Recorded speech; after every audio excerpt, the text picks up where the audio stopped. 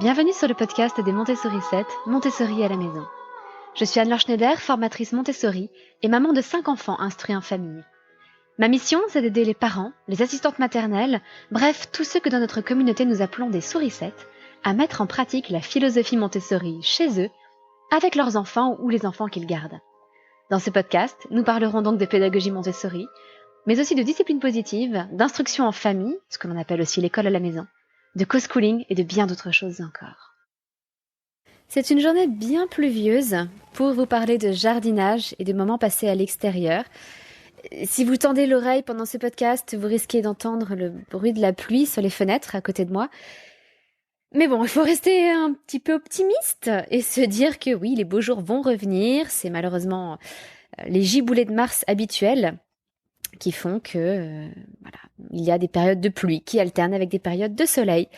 Mais le printemps revient chaque année et peut-être que vous aurez envie d'en profiter pour passer un peu plus de temps avec votre enfant au jardin, si vous avez la chance d'en avoir un, ou du moins un peu plus en contact avec la nature, même si vous êtes en appartement.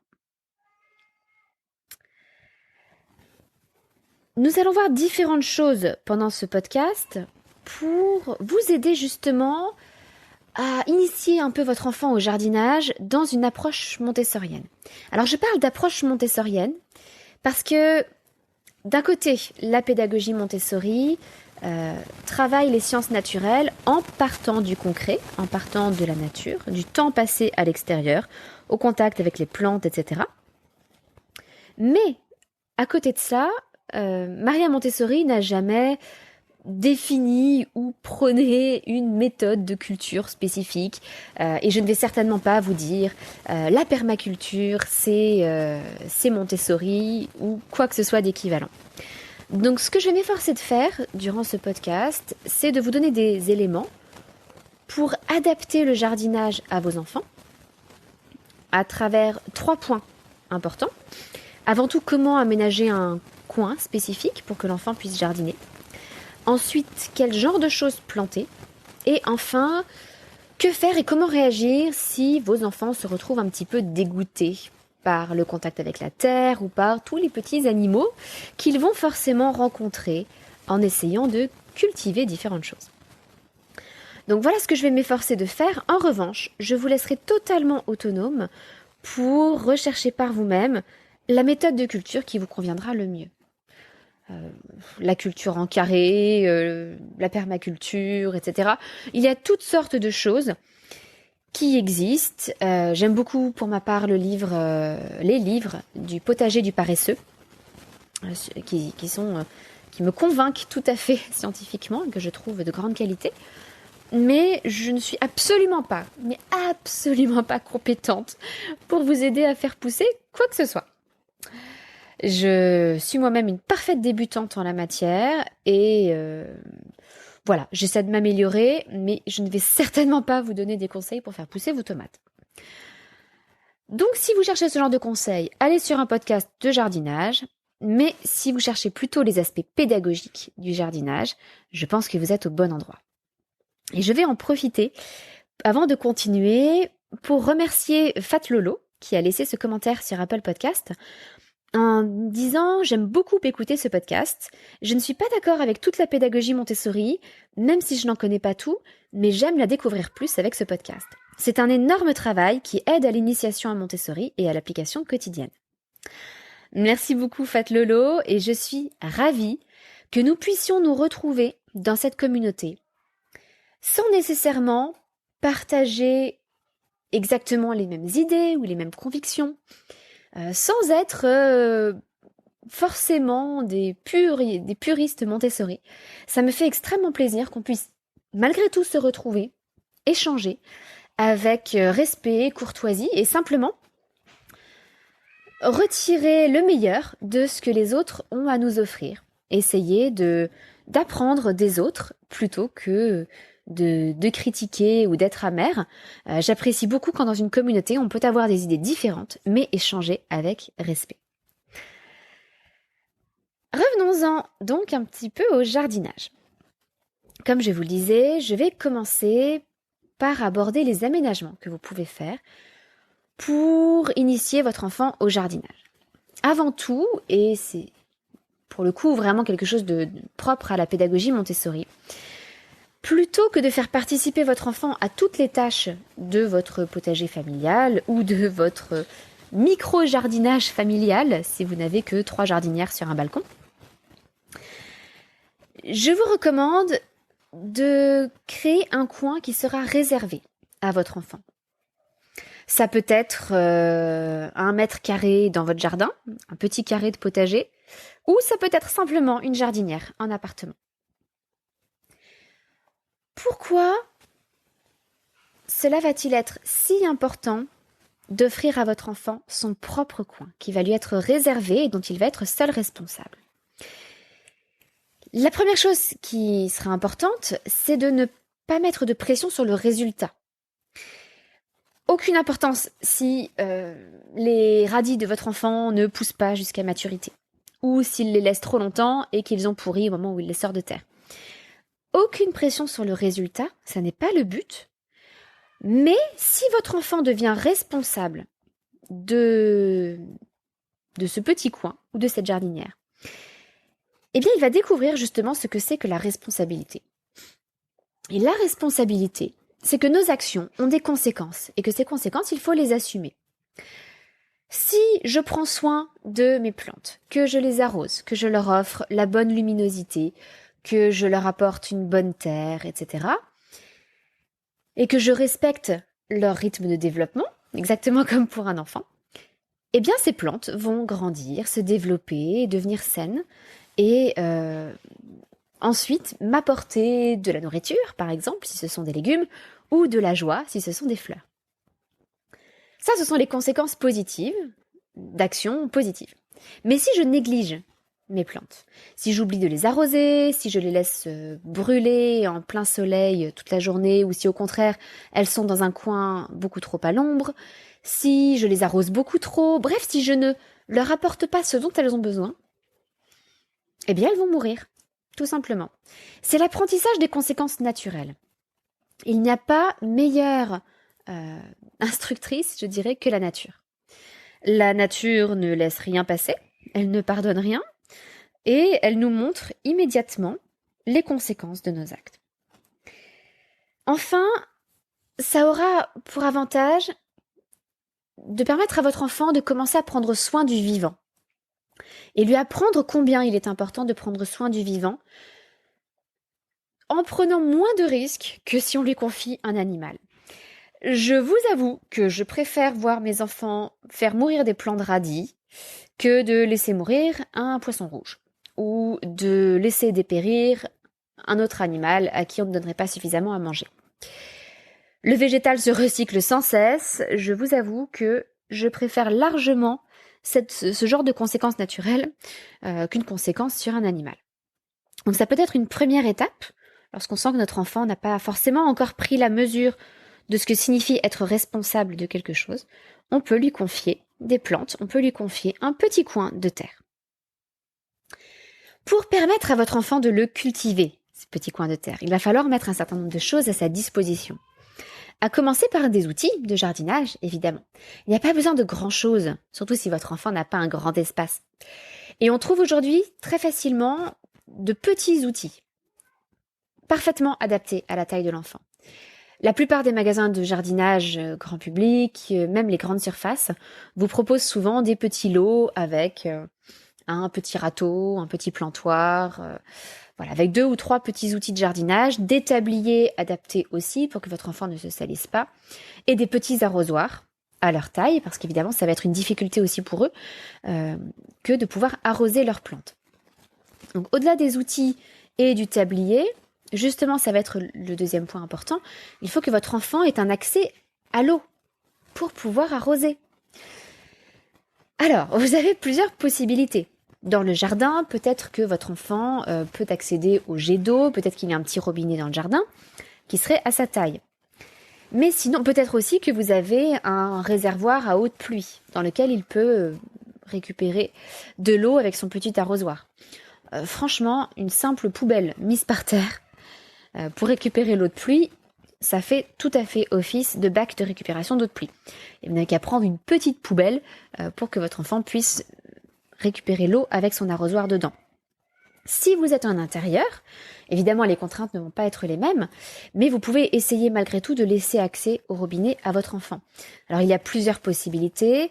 Si vous avez la chance d'avoir un bidet dans votre maison ou dans votre appartement, c'est de plus en plus rare, mais c'est pratique pour les enfants. Donc ça n'a pas forcément aujourd'hui la fonction que ça avait autrefois, mais on peut s'en servir comme un petit lavabo d'enfant.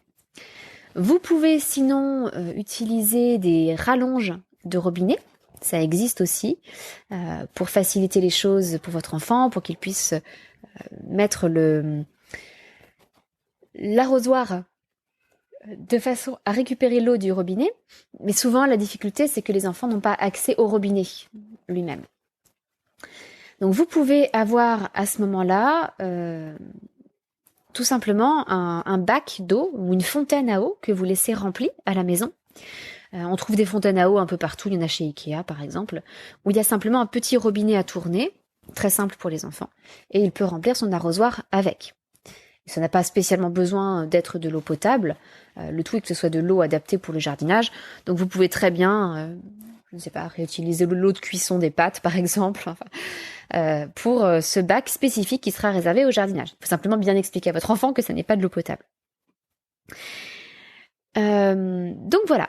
Un petit coin réservé à l'enfant. Dans le jardin, vous pouvez le délimiter, par exemple, avec des bâtons et de la ficelle, tout simplement.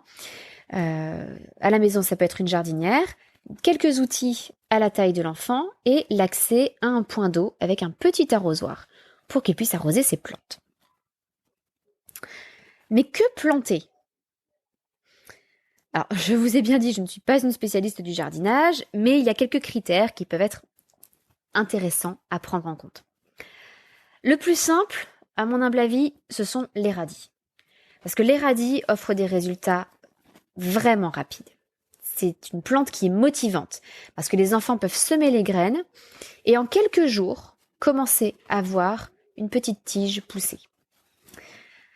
Donc c'est une bonne première étape pour leur montrer comment ça se passe lorsqu'une plante pousse.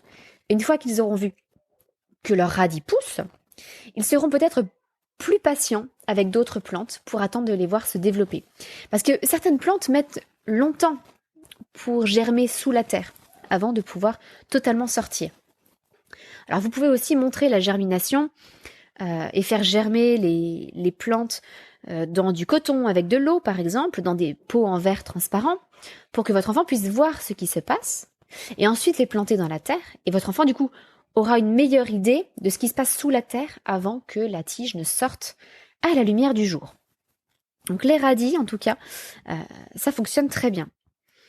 Il y a ensuite quelques autres légumes que vous pouvez cultiver. L'avantage des légumes, c'est que les enfants pourront les manger, évidemment, après. Les tomates cerises ont souvent beaucoup de succès. Et c'est pratique en intérieur parce que ça ne prend pas beaucoup de place. Et souvent, les enfants raffolent des tomates cerises. Donc, c'est toujours intéressant à leur proposer. Les salades sont très rapides à faire pousser aussi, comme les radis. Et puis, pour les salades, ce qui est intéressant, c'est qu'on peut les couper et les laisser en place. Ne pas les arracher, mais simplement couper des feuilles et voir que d'autres feuilles peuvent repousser derrière. Alors, à ce sujet, il y a d'autres activités autour de la nature que je vous ai proposé dans un article de blog d'il y a quelques années. Donc, vous avez le lien dans les notes de cet épisode de podcast. Vous pouvez aussi faire pousser des carottes et des pommes de terre. Ça, c'est intéressant pour une autre raison, c'est que ce sont des légumes racines. Donc, c'est l'occasion aussi d'aborder d'autres notions avec les enfants. La carotte est une racine, la pomme de terre aussi, c'est un tubercule. Donc c'est encore une racine particulière. Vous pouvez voir les patates germer. Ça aussi, c'est intéressant. Bref, ça vous donne un panorama de différentes choses. Surtout que la salade, c'est un légume de feuilles, constitué de feuilles. Les carottes et les pommes de terre, ce sont des légumes racines.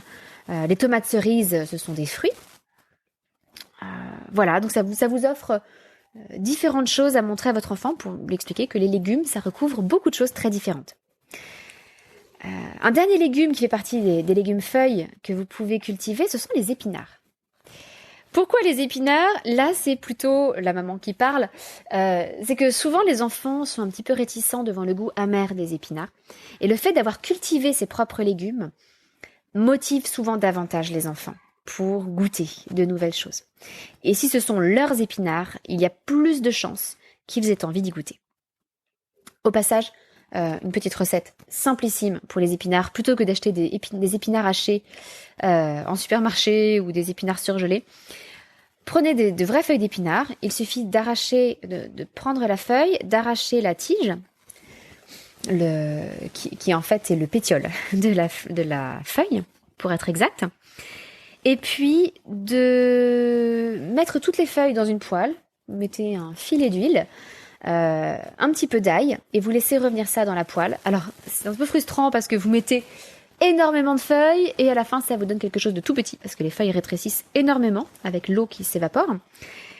Mais c'est une recette très simple que vos enfants peuvent faire et qui pourra leur montrer que les épinards, c'est bon, ça a du goût, et les inciter à en manger davantage. Vous pouvez aussi les inciter à planter des herbes aromatiques. Parmi ces herbes aromatiques, je vous recommande le romarin, parce que le romarin est inépuisable. C'est impossible de tuer un plant de romarin. Je crois que c'est la plante la plus résistante que je connaisse, parce qu'on n'a pas vraiment la main verte dans la famille. Et on n'a jamais réussi à faire mourir un plant de romarin. Donc croyez-moi, c'est quelque chose de très très très résistant. Mais sinon, les petites herbes classiques comme la ciboulette, le persil ou le basilic sont aussi très agréables à cultiver pour les enfants, parce qu'ils peuvent ensuite goûter ces différentes saveurs et aller piocher quelques brins de ciboulette, quelques feuilles de persil quand ils en ont besoin. Donc c'est très gratifiant pour eux. Vous pouvez aussi leur proposer quelques fleurs. Parmi des exemples faciles à faire pousser, vous avez les soucis, qui sont très résistants, très rustiques. Vous avez la lavande, qui pourrait attirer les papillons. La lavande est une plante qui attire beaucoup, de manière générale, tous les pollinisateurs, mais donc y compris les papillons. Ce qui fait que même si vous vivez en ville, si vous mettez une petite jardinière avec de la lavande accrochée à une fenêtre, peut-être que vous allez attirer quelques papillons ou quelques abeilles qui passent par là. Donc ça serait intéressant à présenter à votre enfant. Et une autre plante intéressante, une autre fleur intéressante, c'est le tournesol. Alors en particulier si vous pouvez faire pousser des tournesols géants, parce que c'est très impressionnant pour les enfants, qui peuvent voir cette plante grandir et devenir plus grande qu'eux, et puis d'observer le tournesol qui se tourne en fonction du soleil, c'est fascinant aussi. Et il y a une activité de vie pratique Montessori que je n'ai jamais faite à la maison, mais que j'ai déjà vu faire, qui consiste à récupérer les graines de tournesol avec une petite pince, comme une petite pince à épiler par exemple. Ça permet à votre enfant donc de travailler sa dextérité, sa motricité fine, tout en récupérant des graines de tournesol que vous pourrez ensuite manger. De manière générale, pour toutes ces plantes, ma première recommandation, c'est de penser à des espèces locales, qui seront plus rustiques, qui supporteront mieux les conditions locales, bref, qui seront mieux acclimatées à l'endroit où vous habitez, et donc qui pousseront plus naturellement. N'essayez pas de faire pousser des plantes méditerranéennes à Dunkerque.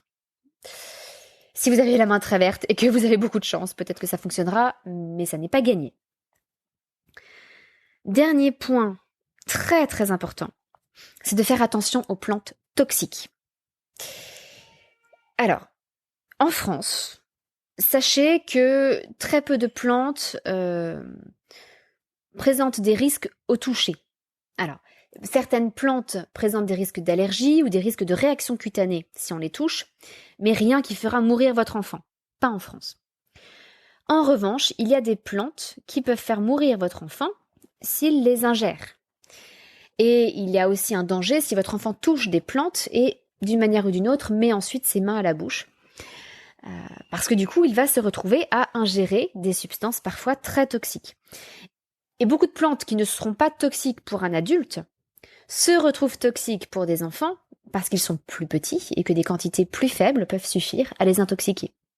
Donc, pas de panique, d'un côté, votre enfant ne va pas mourir parce qu'il a touché une plante. Peut-être qu'il aura des petites plaques ou des démangeaisons sur certaines plantes. Et de manière générale, il y a une mesure très simple que l'on connaît tous, qui permet d'éviter de s'intoxiquer. Tout simplement se laver les mains. On commence à avoir l'habitude avec le coronavirus, donc on continue dans le jardin. Chaque fois qu'on a fini de jardiner, on va se laver les mains. Et vous dites bien à votre enfant, et vous surveillez, vous lui dites bien de ne pas mettre ses mains à la bouche, et vous surveillez bien qu'il ne mette pas ses mains à la bouche. Alors, il y a un certain nombre de plantes toxiques en France, auxquelles vous pouvez être un peu plus attentive. Et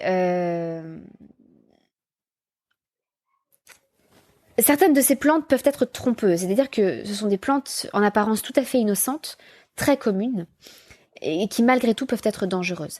Alors, ce mois-ci, dans l'accompagnement à la parentalité et à l'IEF Montessori, qui est notre communauté dans laquelle je fais une espèce de coaching de groupe, nous avons abordé le thème du jardinage, avec un certain nombre de ressources, dont justement une liste de plantes toxiques communes, pour lesquels il faut faire attention. Et en expliquant justement ce qui est dangereux dans ces plantes. Parfois ce sont les feuilles, parfois ce sont les tiges, parfois les feuilles, les fruits. C'est souvent assez compliqué. Mais parmi ces plantes, je voudrais quand même attirer votre attention sur certaines d'entre elles pour que vous fassiez toute attention, même si vous ne faites pas partie de l'accompagnement. Sachez que les jonquilles, par exemple, sont toxiques. Donc là, c'est la saison où les jonquilles commencent à sortir. Le figuier aussi peut être très toxique. Et le figuier présente la particularité que si vous en touchez les feuilles et que ça se retrouve sur votre peau, vous risquez d'avoir une réaction très violente avec le soleil. Ça risque de provoquer des taches sur votre peau à cause du soleil, a fortiori sur les peaux d'enfants qui sont plus fragiles. Attention aussi aux tomates non mûres. Si vous faites pousser des tomates cerises ou des tomates ordinaires, tant qu'elles sont vertes, il y a dedans des substances qui peuvent être toxiques et il vaut mieux attendre qu'elles passent à maturation pour ne pas avoir de maux de ventre et risquer de s'empoisonner, surtout si votre enfant en mange beaucoup. Donc comme c'est un fruit et que ça pend là sur le petit plant de tomates, il faut bien prévenir votre enfant que tant que les tomates sont vertes, elles ne sont pas bonnes. De manière générale, tout ce que vous allez pouvoir planter, que ce soit des légumes, des herbes aromatiques, des fleurs, etc., ça va permettre à votre enfant d'observer la croissance d'une plante, son développement, l'apparition des fruits, l'ordre des choses, les différents éléments de la plante, mais d'observer aussi tous les petits animaux, ce qu'on appelle les auxiliaires du jardin. Ça, ce sont les animaux positifs, c'est-à-dire ceux qui nous aident dans la culture, dans le potager, et puis des nuisibles aussi, des animaux qui vont nuire à nos plantes. Donc c'est l'occasion d'observer tout ça. Et observer la nature, comme je vous le disais en introduction, c'est vraiment la première étape pour tout travail de sciences naturelles dans la pédagogie Montessori. L'article dont je vous parlais, que j'ai fait il y a quelques années, parlait justement des nomenclatures de sciences naturelles. Et vous recommandez d'oublier pour un instant les nomenclatures pour créer avant tout un contact concret avec la nature, pour justement permettre à votre enfant d'observer. Les nomenclatures viendront dans un second temps. C'est simplement un travail d'approfondissement, les nomenclatures. Mais en observant toutes ces petites bêtes et en mettant les mains dans la terre, peut-être que votre enfant va être un petit peu dégoûté. Certains enfants en particulier ne supportent pas le contact avec la terre ou le fait de se salir. Ils ont très peur de se salir. C'est surtout fréquent chez les très jeunes enfants ou éventuellement chez des enfants neuroatypiques qui peuvent être très sensibles à différents contacts et au fait de se salir. À ce moment-là, je vous conseille de leur montrer comment se laver les mains soigneusement. Et il y a une façon de présenter les choses qui est celle de Maria Montessori, que je trouve très belle quand on se lave les mains, c'est qu'une fois qu'on regarde l'eau sale, parce que lorsqu'on se lave les mains qui sont pleines de terre, l'eau devient un peu marron avec des saletés dedans, eh bien on dit à l'enfant, regarde la belle eau sale. Cette eau, elle n'est pas dégoûtante. Elle n'est pas moche, elle est sale, certes, mais ce n'est pas mauvais d'être sale. Cette eau, elle est sale parce qu'elle nous a nettoyés. Donc cette eau, elle est belle. C'est de la belle eau sale. Mais parfois, ce sont les animaux qui dégoûtent les enfants ou leur font peur. La première chose, c'est de ne surtout pas leur transmettre nos propres dégoûts. Il est évident que si votre enfant vous voit faire la moue devant une limace ou avoir une réaction de répulsion devant un ver de terre, ils vont attraper ces mêmes réactions. Et croyez-moi, je suis sensible à votre douleur si vous êtes vous-même dégoûté par certains de ces animaux. Personnellement, je je suis vraiment dégoûtée, ça me répugne profondément de voir des limaces, des escargots et des vers de terre.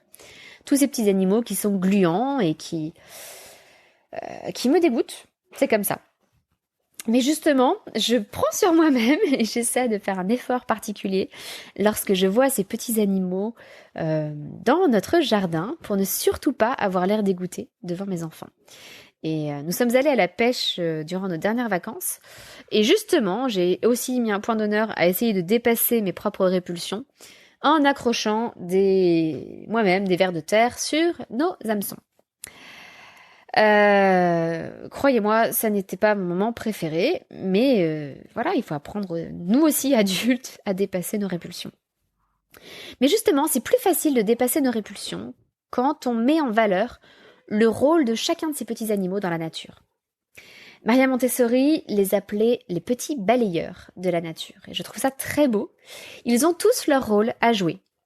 Par exemple, les cloportes, les araignées, les vers de terre, les petites fourmis. Certains animaux vont nous dégoûter ou pas. Personnellement, je n'ai pas tellement de répulsion vis-à-vis des araignées.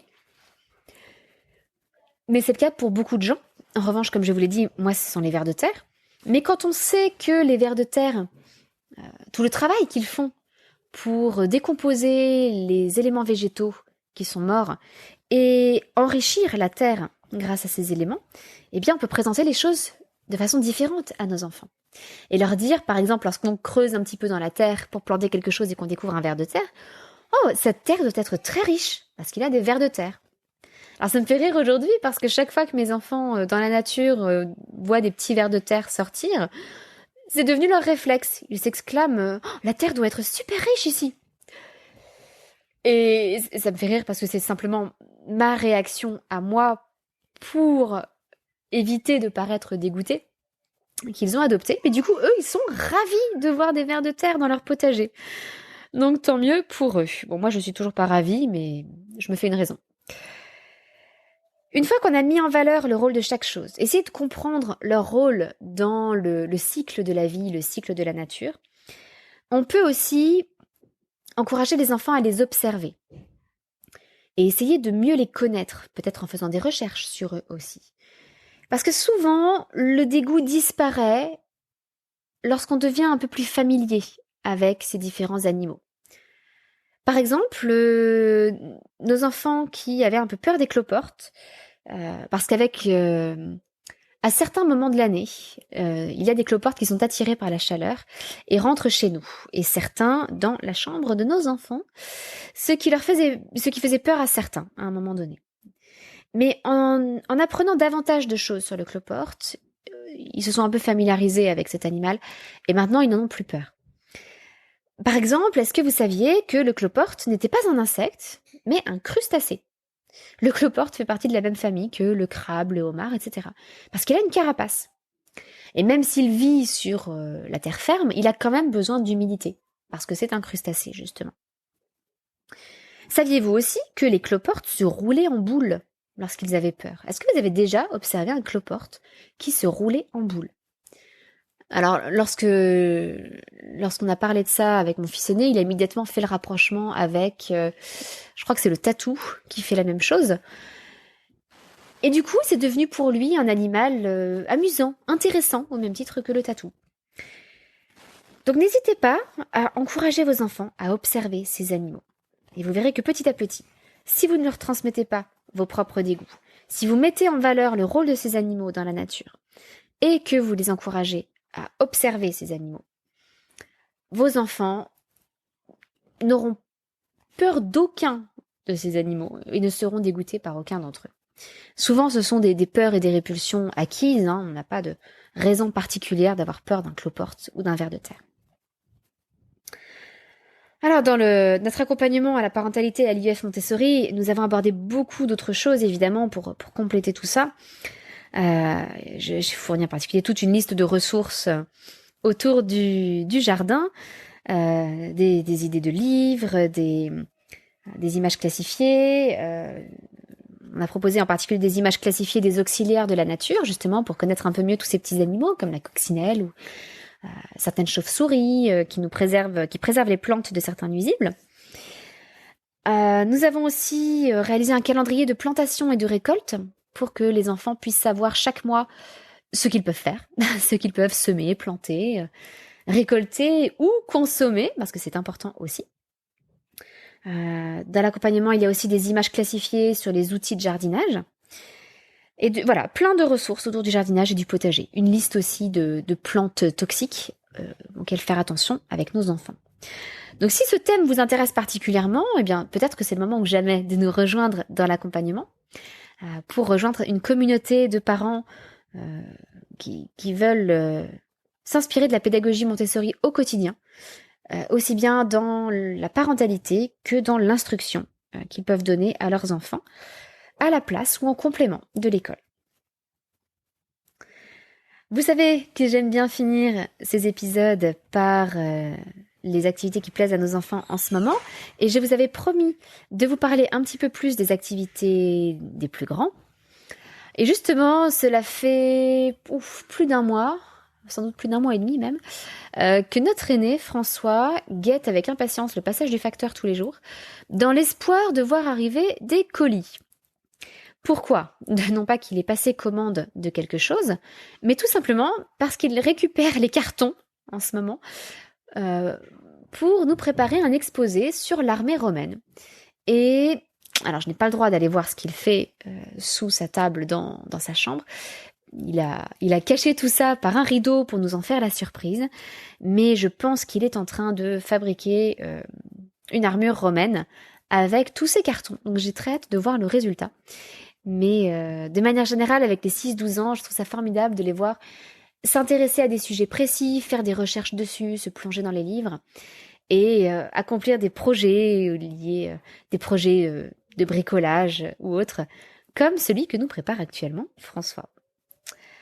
C'est tout pour aujourd'hui. J'espère vous avoir encouragé à passer un petit peu plus de temps en extérieur, au contact avec la nature, avec vos enfants. Et je vous dis à la semaine prochaine, à mardi prochain pour un nouvel épisode. Bonne semaine, votre petite sourisette, Anne-Laure.